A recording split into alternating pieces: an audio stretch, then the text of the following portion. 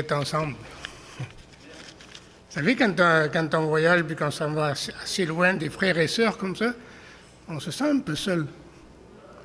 Hein, même que j'étais avec mes enfants, mais j'ai l'impression que j'étais au bout du monde. Mais on a passé un bon temps quand même. Je vais apporter un sujet aujourd'hui. Vous allez peut-être me suivre, mais ce n'est pas moi qu'il faut suivre, ok? C'est sur le mot « suis-moi ». Si on va dans 1 Pierre 2, et versets 21 à 23.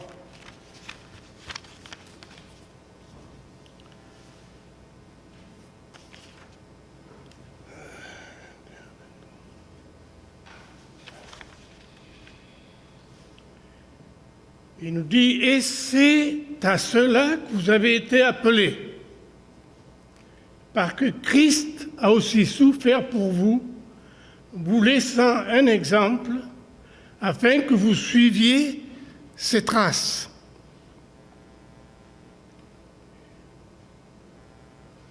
Voyez, on sait que Jésus, quand il a appelé ses disciples au départ, il leur a dit « Suis-moi ». Hein? Vous vous rappelez de ça? Le sens de « Suis-moi » à ce moment-là, ça voulait dire « Viens avec moi ». Mais il ne leur a pas dit « Viens avec moi », il leur a dit « Suis-moi ». À ce moment-là, ça voulait dire un peu la même chose. Donc, ces nouveaux disciples l'ont suivi. Mais on voit dans la parole d'autres places où il y a le mot « suis-moi » dans une toute autre forme.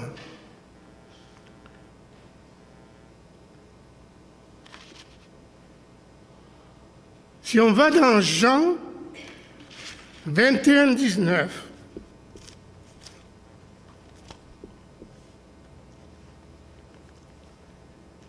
la parole nous dit, il dit cela, par quelle mort Pierre glorifiait Dieu, et ayant ainsi parlé, il lui dit, suis-moi. Jésus a dit ça à Pierre, suis-moi. Vous savez que, en ce moment-là, c'était après la résurrection. Jésus était ressuscité. Comment pouvait-il dire à Pierre, suis-moi, alors que Jésus était dans une forme de ressuscité? Pierre voulait bien le suivre au ciel, ça on le sait bien. Partout où tu iras, j'irai. Mais Jésus lui a dit, tu ne peux pas venir avec moi. Donc il ne pouvait pas le suivre. Alors pourquoi Jésus lui dit « suis-moi » ?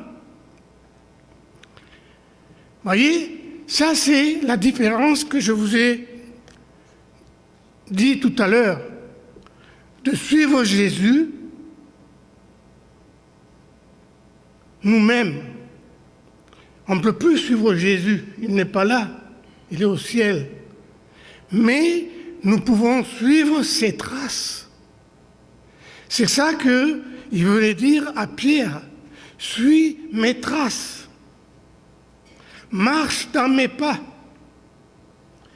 Parce que si on continue la lecture,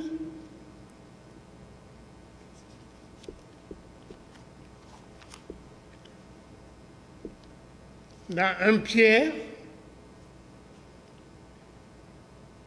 on voit que lui qui n'a point commis de péché, et dans la bouche duquel il ne s'est point trouvé de fraude.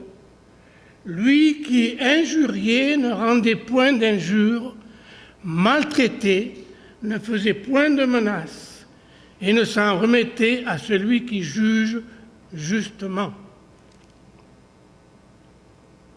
Voyez, on retrouve dans ce passage 4 pas. Comment suivre Jésus? 4 des principaux pas.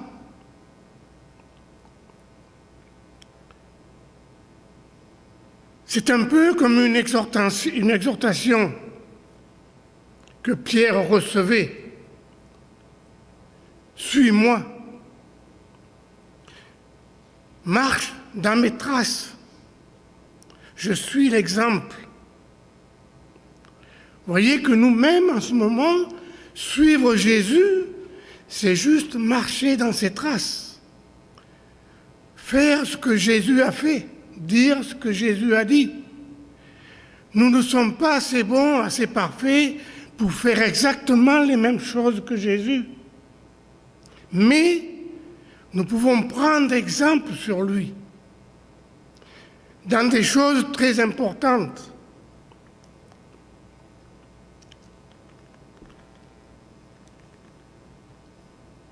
Donc, je vous ai dit que moi j'ai trouvé 4 pas, comme on pourrait dire, pour marcher sur ses traces. Le premier qui nous a cité, il n'a point commis de péché. Ça, c'est un primordial. Il n'a point commis de péché. Nous-mêmes, pour suivre les traces de Jésus, nous ne pouvons pas commettre le péché.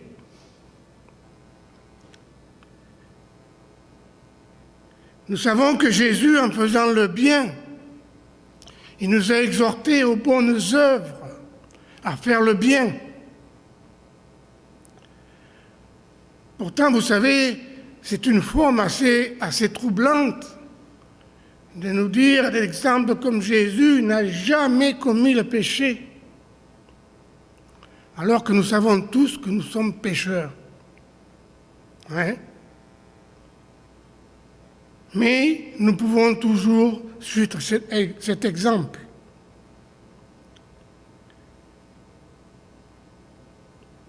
Vous savez, il est plus difficile de pécher dans des circonstances éprouvantes,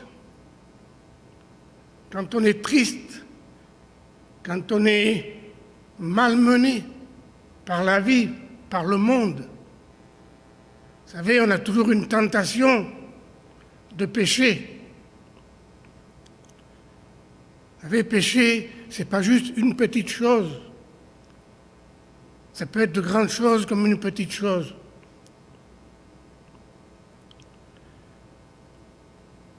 Mais on sait que lui, le Seigneur, est parfait, il n'a jamais péché. Donc si nous suivons ces traces de ne pas commettre le péché, d'être sans ce pas, le Saint-Esprit va nous aider dans cette circonstance. La deuxième chose qu'il nous dit,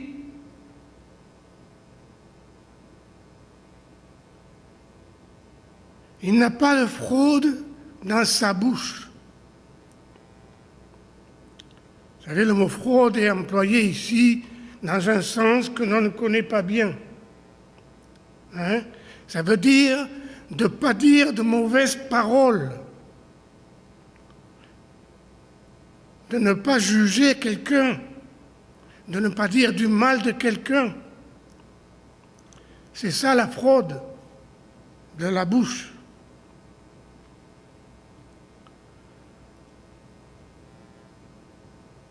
Vous savez, Jésus a éprouvé la méchanceté des hommes. Pourtant, il n'a jamais posé de questions.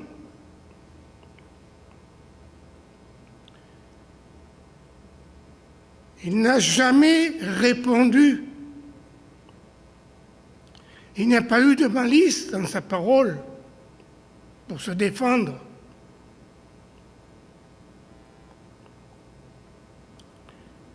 Vous savez, il y a eu beaucoup de questions à n'importe quel sujet de la part des pharisiens, de la part des Romains, pour pouvoir essayer de le prendre à quelque chose. Soit il n'a pas répondu, soit il donnait une autre question. Hein?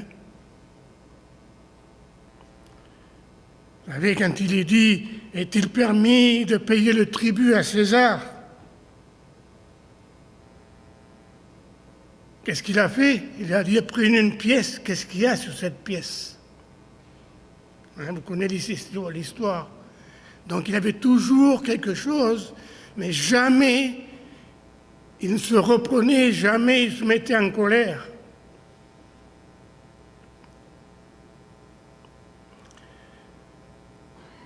C'est ça, ne pas avoir de fraude dans sa bouche.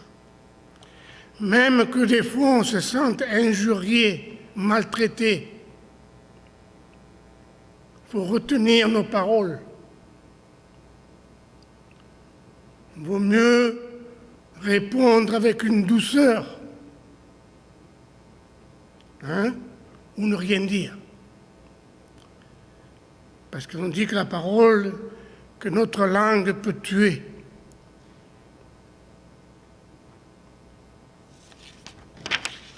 Le prochain, il nous dit ne pas rendre l'outrage. Ça nous est arrivé à chacun de nous, dans notre vie, d'être outragé, d'avoir reçu l'outrage, pour quelque circonstance que ce soit. Même quand on conduit, ça peut arriver qu'on fait une petite faute, et puis il y a quelqu'un qui est derrière nous, puis c'est de l'outrage, ou qui nous dit par la fenêtre « Oh !» Il ne faut pas prendre ça. C'est l'offense, rejeter l'offense. Pourtant, on sait bien que nous-mêmes, on a tendance à répondre à ça. Moi, le premier. Vous savez, Suzanne me dit souvent que quand je suis au volant, je suis un autre homme.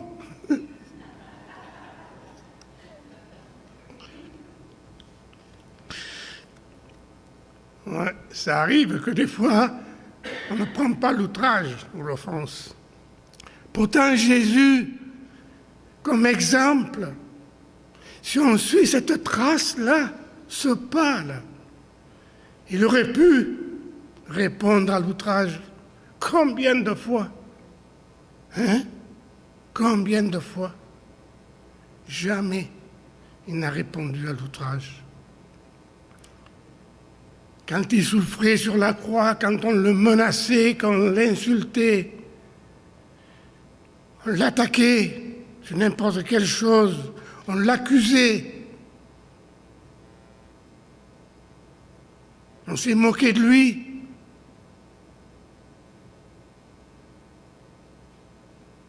Pourtant, il n'a jamais rien dit. Même devant Pilate, devant lequel il aurait pu se défendre, il n'a pas dit un mot. Alors nous-mêmes, nous ne pouvons pas prendre d'outrage non plus. Marcher dans ce pas.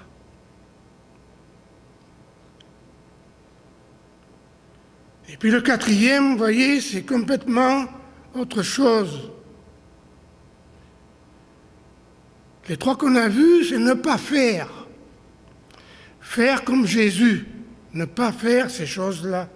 Faire ce qui est bon, ce que lui nous a enseigné.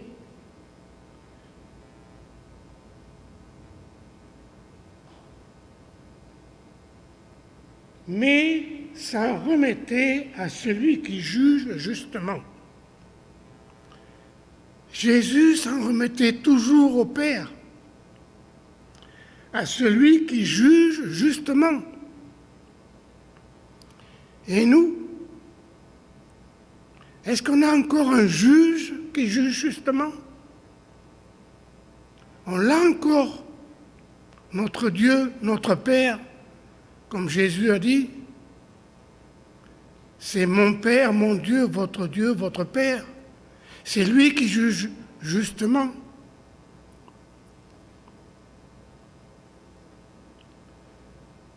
Vous savez, ne pas pécher, dire la vérité dans ses paroles, garder le silence contre les attaques. Tout ça, ça paraît négatif. Et le dernier des pas que la Bible nous donne est positif. S'en remettre à celui qui juge. Pourquoi? Parce que la parole nous dit, dans Hébreu, je crois que c'est dans Hébreu, hein? Je ne l'ai pas marqué. Non, Romains 12, 19.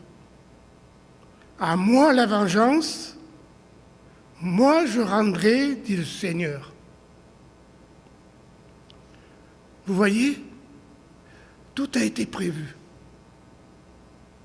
Quelqu'un va s'occuper de nos outrages, de nos injures, de nos attaques. Vous savez, il y a quelqu'un de grand. À moi, la vengeuse, dit le Seigneur. Moi, je vais vous défendre. Moi, je vais parler pour vous. Moi, je vais agir pour vous. Hein? Même Jésus, ça l'est remis à son Père de tout ce qu'il a reçu, de celui qui juge.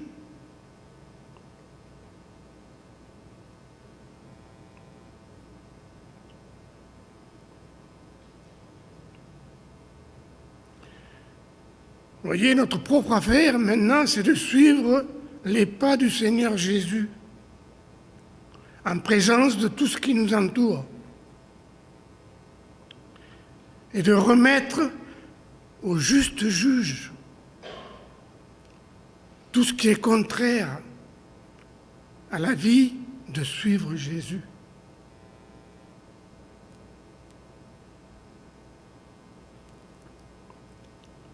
Vous savez, Jésus a dit aussi, dans Luc 9, 3, 23, nous le trouvons, « Si quelqu'un veut venir après moi, qu'il renonce à lui-même. » Ouais, ça veut tout dire, ça. Renoncer à soi-même. Qu'il se charge chaque jour de sa croix et qu'il me suive. Chaque jour de sa croix, ça c'est important aussi. Ce n'est pas la croix de quelqu'un d'autre, c'est sa croix. Et qu'on suive Jésus dans ses traces. Porter sa croix, suivre Jésus dans ses traces, c'est un peu la même chose. Parce que Jésus a porté sa croix.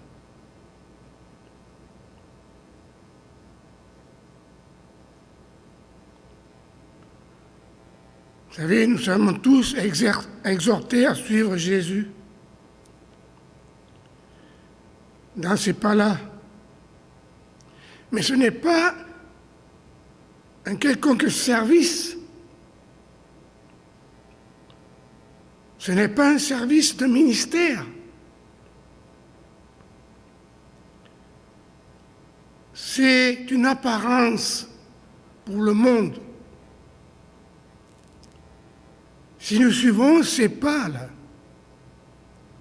le monde nous regarde comme quelqu'un de spécial, quelqu'un qui a quelque chose à apporter, quelqu'un qui a appris quelque chose.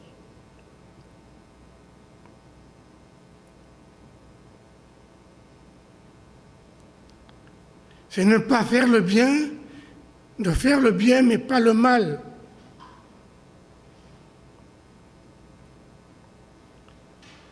Vous savez, souvent, ça ne peut pas être bien exaltant de marcher sur les pas de Jésus. Dans le monde où on vit en ce moment, c'est assez difficile, tout le monde le sait. On a tellement de tentations, on a tellement de mauvais exemples. On l'a vu cette semaine encore avec la loi qui est passée.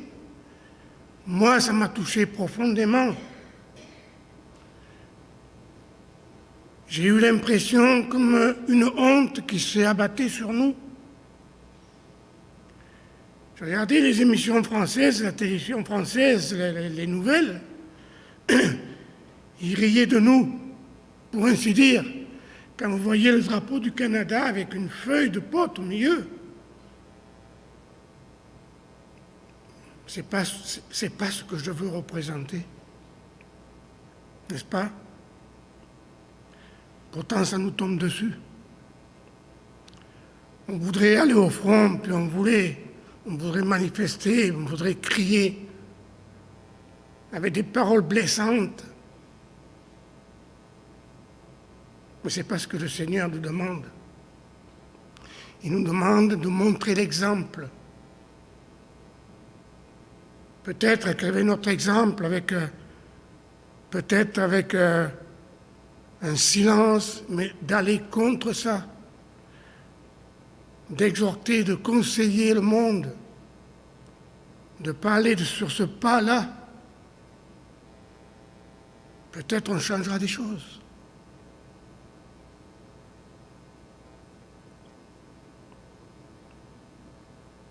Vous savez, il ne suffit pas de parler la langue des anges, hein, comme souvent on a tendance à faire. Mais c'est de montrer l'exemple, suivre les traces de Jésus, qui nous attireront sûrement le regard des hommes, du peuple. Regarde-lui, il n'est pas comme nous. Sachez qu'un jour, vous entendrez ces paroles.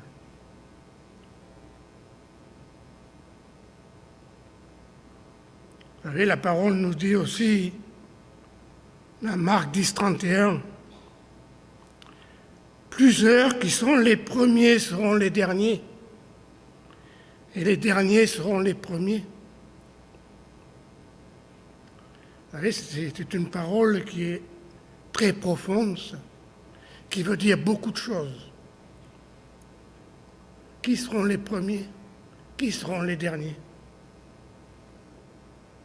Amen. Je vous laisse cette question.